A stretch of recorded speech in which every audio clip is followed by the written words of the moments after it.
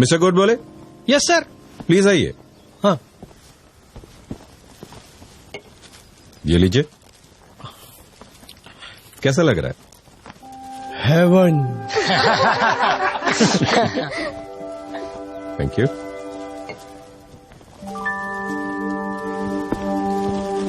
ये छोटा सा सुख था। मिस्टर नचिकेत। Yes sir. आपने मुझसे कहा था कि आपका सपना है कि हमारे ही ऑफिस में काम करने वाली मिस म्हात्रे से आपका रिश्ता जुड़े। Sir. No, don't get embarrassed. Miss Mhatre भी ऐसा ही चाहती हैं। हाँ?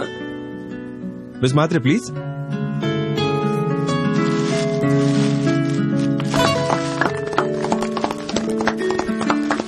देखिए इनकी आंखों में प्यार देखिए, खुशी देखिए। मिस्टर श्रीनिवासन। Yes sir. मेरा घर का सपना पूरा होने जा रहा है। अब आप छोटी सी चौल में नहीं रहेंगे।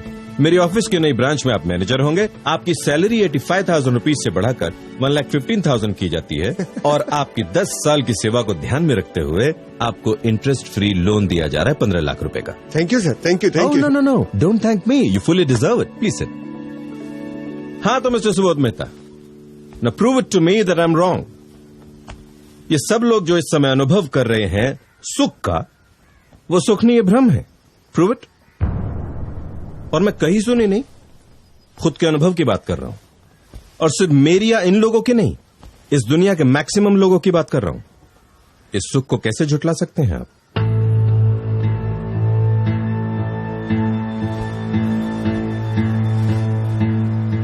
सुबोध बेटा, महेंद्र जो कह रहा है उसे समझने की कोशिश कर और मेरे साथ चल। मेरी कंपनी अभी भी तेरा इंतजार कर रही है बेटा।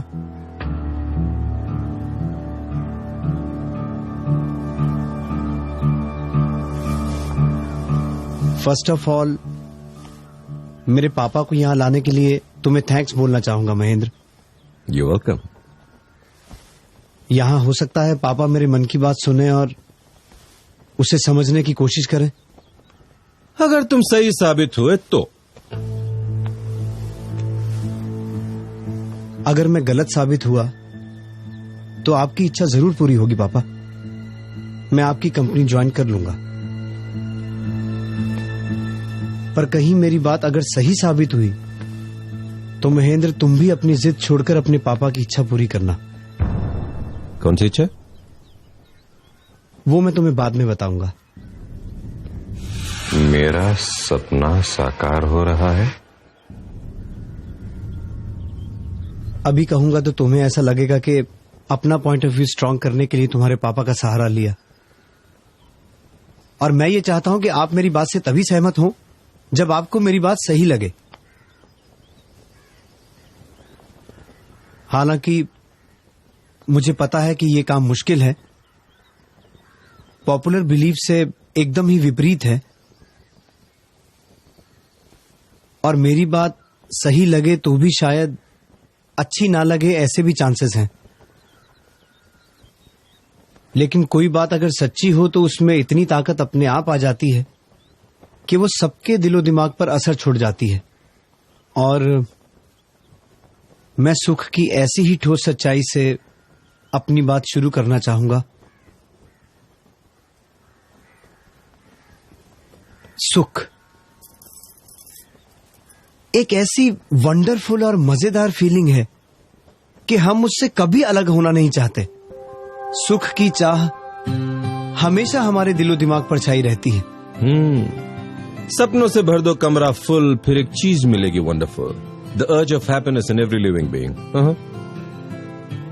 तो क्या सुख की सर्वमान्य व्याख्या ऐसी कर सकते हैं कि सुख वही है जिससे हम कभी ऊब ना जाएं, कभी जी ना भरे? अग्रीड। पापा। हाँ। एवरीबडी।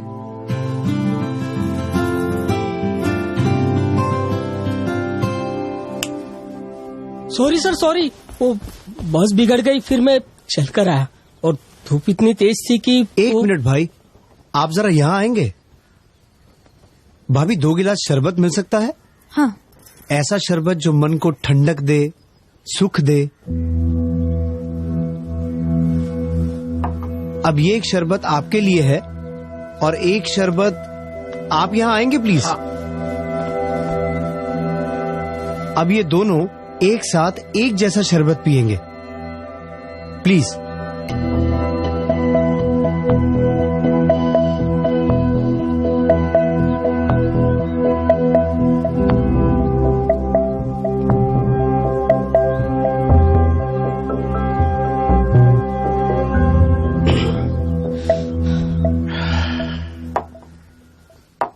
अब इन दोनों में से किसको ज्यादा सुख मिला? ऑफ कोर्स प्यून को ही ज्यादा सुख का एहसास होगा क्योंकि वो धूप से आया है। गौर करना, चीज वस्तु एक जैसी ही है, क्वालिटी भी एक ही है, फिर भी सुख की मात्रा में फर्क है। बता सकते हैं क्यों? सिंपल है, मैं यहाँ छाव में बैठा था इसलिए मुझे शरबत की प्यास कम थी, और ये धूप से आए तो। Sorry to interrupt. प्यास का अनुभव सुख है या दुख? ऑफ कोर्स लुक, प्यास किसे अच्छी लगती है? ये बात आप लोग ध्यान में रखना प्लीज। कंटिन्यू। मुझे प्यास कम थी और ये धूप से आए इसलिए इन्हें प्यास ज्यादा थी, इसलिए सुख का अनुभव तो इन्हें ही ज्यादा होगा ना। तो क्या हम ये कह सकते हैं कि शरबत एक जैसा होने पर भी जिसको सुख का ज्यादा अनुभव करना है उसे पहले लंबे समय तक प्यासा रहकर अपनी प्यास का दुख बढ़ाना पड़ेगा? नहीं नहीं, तुम तो नेगेटिव पॉइंट ऑफ व्यू से इस बात को देख रहे हो। इसमें नेगेटिव या पॉजिटिव पॉइंट ऑफ व्यू की बात ही नहीं है कैनल। मैं तो यूनिवर्सल लॉज की ही बात कर रहा हूं। बताओ, मैं सही हूं? करेक्ट। तो अब इस सुख की बुनियाद क्या है, शरबत या प्यास का दुख? उसकी प्यास का दुख। अरे भाई कम या ज्यादा, लेकिन शरबत से सुख का अनुभव तो हुआ ना। मतलब तुम्हारे हिसाब से शरबत हमेशा सुख ही देगा, दुख नहीं, राइट? ठीक है, भाभी सर के लिए एक शरबत और लाना प्लीज। नहीं नहीं, अब प्यास नहीं है। अरे, प्यास का दुख खत्म होते ही इनका मुंह तो बिगड़ गया। पर मुंह बिगड़े तो बिगड़े, हम तो इन्हें सुख देना चाहते हैं, इसलिए हम तो इन्हें थोड़ा और शरबत पिलाएंगे प्लीज। सुबोध रहने दे, उसे तकलीफ हो रही है। मगर शरबत तो। Okay okay, I am convinced. मतलब जितना प्यास का दुख उतना ही सुख, उसके बाद तो उल्टा उसी से दुख। इनका बिगड़ा हुआ मुंह हम सबने देखा, राइट महेंद्र? ठीक है, आप लोग जाइए, थैंक यू। अब आप मिस्टर जिनका चौल से फ्लैट में शिफ्ट होने का सपना है, यहां और कोई है जो झोंपड़े में रहता है? हाँ, मैं। आप खुश हैं झोपड़े में? नहीं साहब, घर एक हो पर घर पक्का हो, इसीलिए मेहनत कर रहा हूँ। तो जब तक घर पक्का बन नहीं जाता, उसकी इच्छा आपको सुख देती है या दुख? दुख। बैठिए। अब बताओ महेंद्र, इच्छा में सुख है या दुख? ओके। अब और कोई जो फ्लैट में रहता हो लेकिन बंगलों में जाना चाहता हो? Sir, me and I am also working very hard for it. तो अब बताओ, किसको ज्यादा सुख मिलेगा? तीनों को अलग अलग घर चाहिए, तीनों उसके लिए पूरी मेहनत भी कर रहे हैं। एंड जस्ट इमेजिन कि उनको अपना मनचाहा घर मिल जाता है, तो घर में पहला कदम रखते ही सबसे ज्यादा सुख किसको मिलेगा? भाभी? तीनों को एक जैसा ही सुख मिलेगा। क्यों? घर की क्वालिटी और घर की कीमत तो अलग अलग है। हाँ, फिर भी तीनों की चाह तो एक जैसी है ना, तो सुख भी एक जैसा ही मिलेगा। मतलब घर की क्वालिटी अलग अलग, फिर भी घर पाने की इच्छा और मेहनत की पीड़ा एक जैसी होने की वजह से पीड़ा के शमन का आनंद भी एक जैसा। हाँ, लेकिन घर सुख तो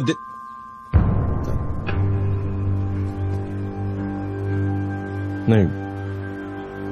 go on, you right. Mahendra, साधनों से सुख मिलता ही नहीं है ऐसा नहीं कह रहा हूँ, लेकिन सारे सुखों की बुनियाद दुख ही है, गौर करना। नाउ मिस्टर आशिक, सॉरी, आपकी पर्सनल लाइफ में मुझे दखल नहीं देना चाहिए, पर क्या ये प्यार वाला अनुभव आपको पहली बार हुआ है? हिचकिचाइए मत। देखिए, रिलेशन में जितनी ऑनेस्टी होगी वो उतना मजबूत बनेगा। बोलिए। जी, इससे पहले मेरा एक अफेयर था। तो क्या उस वक्त भी आपको ऐसी ही फीलिंग हुई थी? हाँ। या फिर इससे भी अच्छी, क्योंकि वो फर्स्ट लव था? शायद, हाँ। सॉरी, थोड़ा और इंटरफेयर कर रहा हूं, लेकिन क्या आपको भी हर प्रेमी की तरह अपनी गर्लफ्रेंड के साथ मिलना, लंबी लंबी बातें करना, साथ घूमना फिरना, साथ रहना अच्छा लगता था? हाँ। और जब ब्रेकअप का समय आया तो एक वक्त ऐसा भी आया होगा कि जिस गर्लफ्रेंड के साथ आपने सुख की कल्पना की थी, अब उसकी प्रेजेंस भी आपको इरिटेट करती हो? मगर वो नहीं, आपके ब्रेकअप के जेन्युइन रीजंस होंगे। आप पर डाउट करके आपकी छवि को बिगाड़ना मेरा उद्देश्य नहीं है। मैं सिर्फ इस बात में सुख कहां से ओरिजिनेट हो रहा है ये ढूंढने की कोशिश कर रहा हूं। तो वो इरिटेशन वाला स्टेज आया था आपके रिलेशन में? हाँ। Thank you. सॉरी। यानी क्या हम ये कह सकते हैं पापा कि यहाँ व्यक्ति वही, एक्टिविटीज वही, लेकिन मन बदल गया तो उसी व्यक्ति का मिलन अब दुख का कारण बन गया? हाँ। अब एक और उदाहरण देता हूं सुख का। साधन छोटा फिर भी सुख बड़ा। महीने में 3,000 रुपए कमाने वाले मजदूर को 50,000 की लॉटरी लग जाए और महीने में 10 लाख रुपए कमाने वाले आदमी को 1 लाख की लॉटरी लगे, तो कौन ज्यादा खुश होगा? ऑफकोर्स मजदूर, क्योंकि 50,000 रुपए उसके लिए बहुत मायने रखते हैं, जबकि दूसरे आदमी के लिए 1 लाख रुपए इतनी बड़ी रकम नहीं है। करेक्ट। यानी कि गरीब आदमी जो उस 50,000 के लिए खून पसीना बहा रहा था, मेहनत मशक्कत कर रहा था, उसके लिए झुलस रहा था, उसे उतना सुख मिला। लेकिन श्रीमंत आदमी की तड़पन 1 लाख रुपए जितनी छोटी नहीं थी। उस बेचारे को तो शायद 50 लाख रुपए मिलते तब जाकर सुख मिलता। राइट पापा?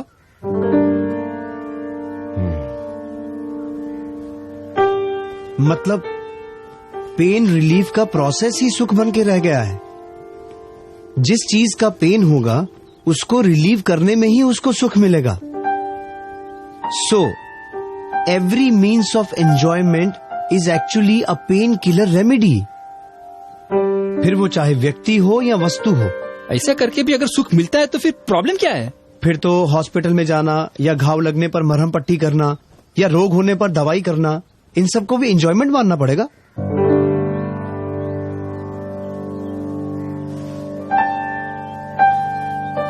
अब एक उदाहरण और देना चाहता हूं, जहां व्यक्ति एक है, चीज एक है, पर सुख अलग अलग है।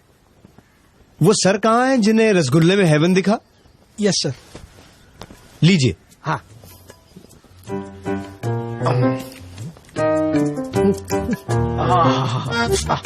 एक और।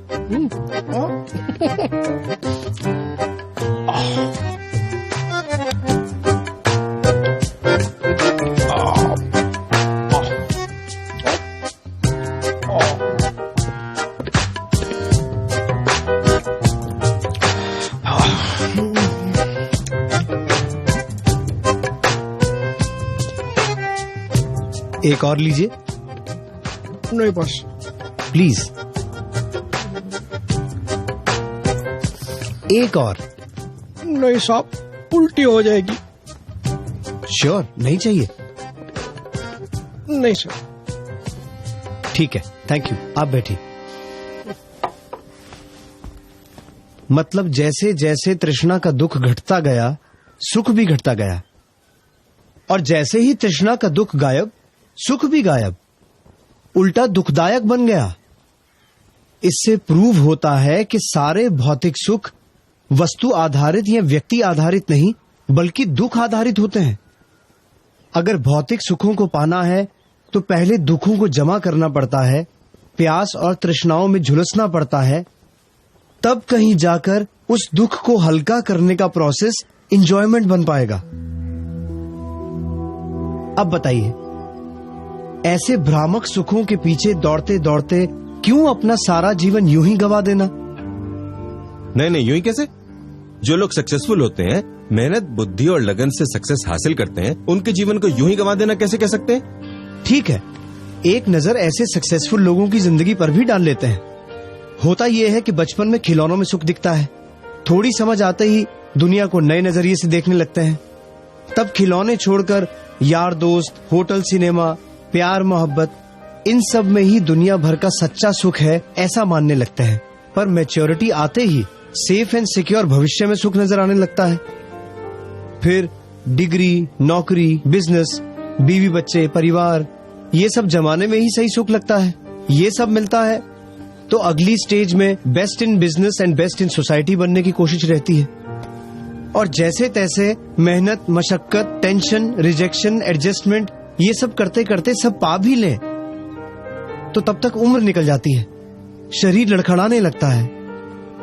तब परिवार से सच्चा सुख मिलेगा ये सोचते हैं, पर तब तक तो उनकी अपनी सुख पाने की यात्रा शुरू हो चुकी होती है। उसमें चाहते हुए भी वो आपको कितना समय दे पाएंगे? अब बताओ महेंद्र, इस पूरी जीवन यात्रा में कहीं भी किसी भी वस्तु या व्यक्ति की वजह से कहीं भी ऐसा सुख मिलता है जिससे हम कभी ऊब ना जाएं, जिससे कभी जी ना भरे? ऐसा सुख मिलता है?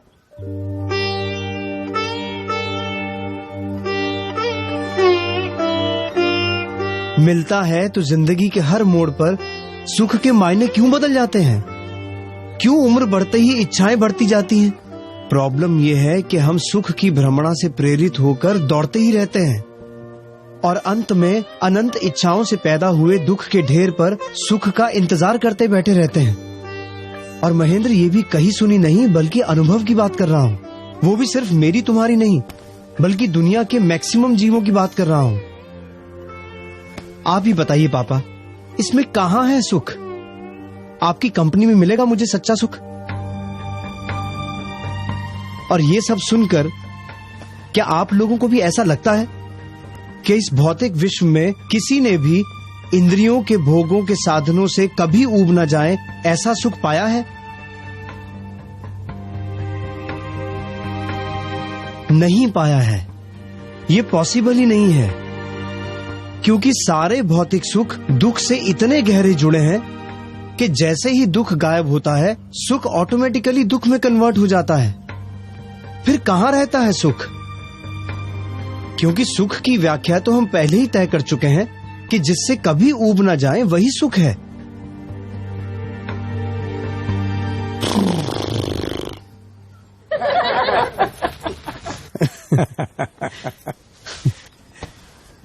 आई नो बाबू भाई, तकलीफ होती है।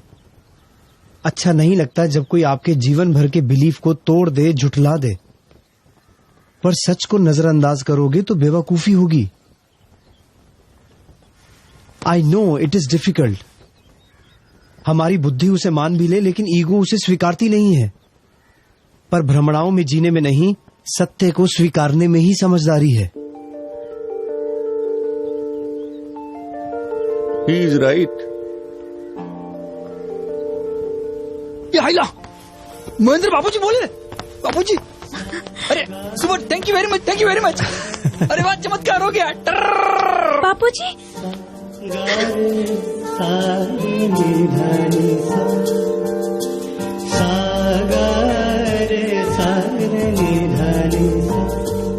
मान जाओ बेटा,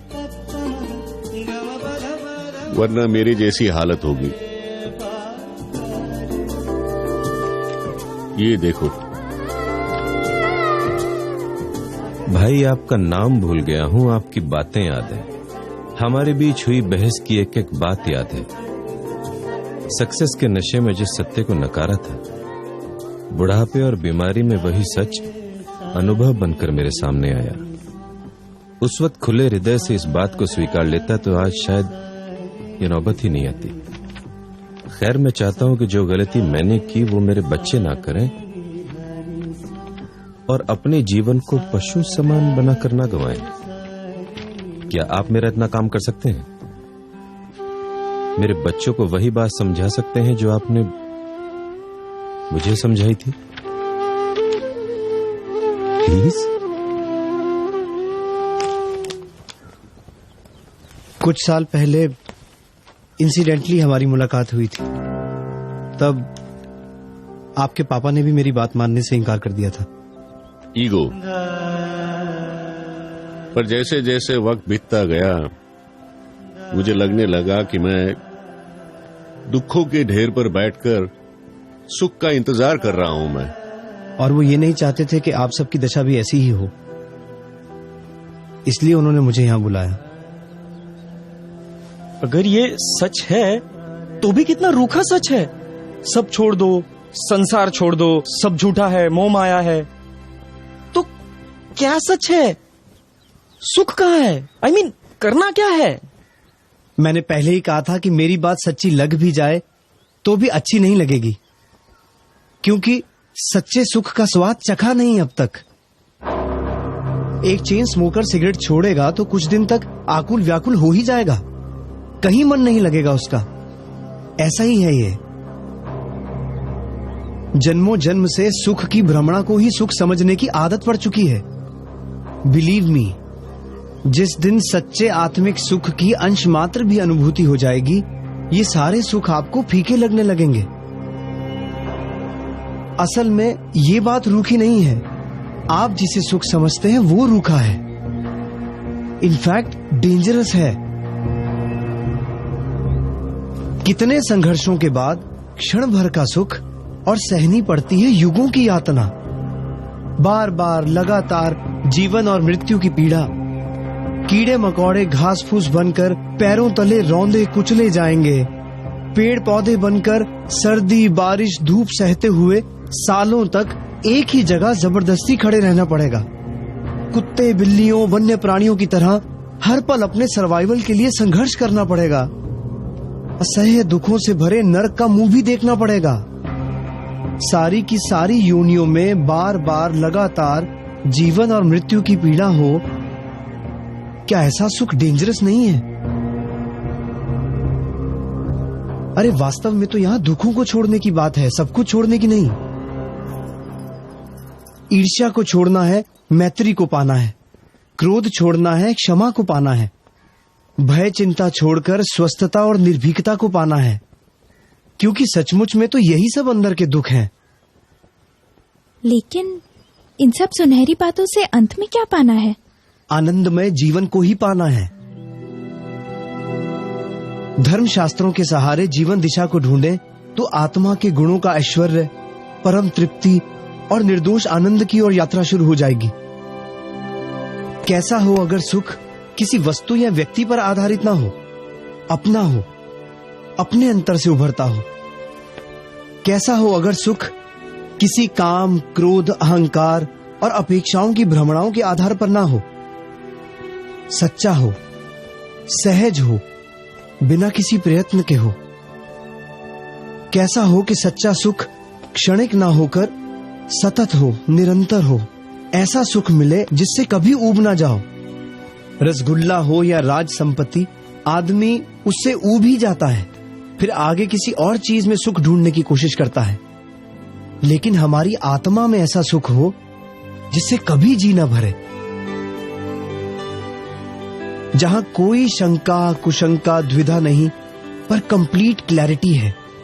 जहां कोई डर भय चिंता नहीं, बल्कि आत्मा की निर्भय स्थिति है। और क्या कहूं ऐसे सुख के बारे में जिससे आपको ये सुख रूखा न लगे। ऐसा सुख सचमुच में होता है? I mean, हम इसे पा सकते हैं?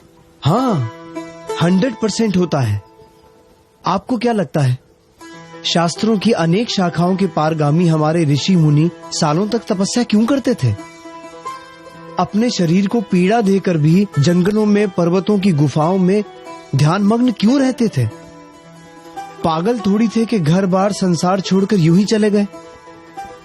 वो तपस्या कर रहे थे संपूर्ण सुख पाने के लिए, मोक्ष का सुख पाने के लिए। और इन सुखों को प्राप्त करने से आपको भी कोई नहीं रोक सकता। जरूरत है साधना की, क्योंकि अभी अगर पुरुषार्थ नहीं करोगे तो उम्र के आखिरी पड़ाव में कीमती मनुष्य भव यूं ही व्यर्थ गवा देने की निराशा का सामना करना पड़ेगा।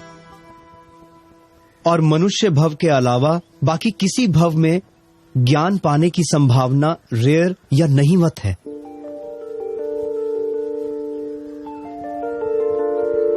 आपको क्या करना है महेंद्र, सोच लो। मोक्ष नाम की वंडरफुल चीज चाहिए या इसी दुख आधारित सुख की भ्रमणा में ही जीते रहना है?